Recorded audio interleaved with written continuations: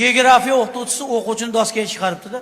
To'y chiyibsan, meni qo'shnim bo'lasan. Men senga bitta savol beraman. O'sha savolga javob bersang, men seni sinfdan sinfga o'tkazib yuboraman. Savol eshit, juda ham oson savol. Qara. Yer sharining yaxshilab eshit. Yer sharining shakli qanday? Sen hali bolamda qarasa telefon qolib ketgan. Yer sharining shakli to'rtburchak domla. Sen to'ychi o'ylab javob ber. Qo'shnim bo'lmaganingda burchakka turg'izib qo'ygan bo'lardim. Qara, senga oson savol beryapman. Savol qaytaraman. Aylana shaklidagi yerning, tushunyapsanmi? Qopda o'ynaysizlar-ku, mana aylana shaklidagi yerning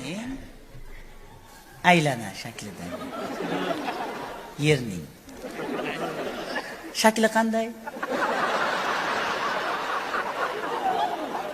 Uchburchak.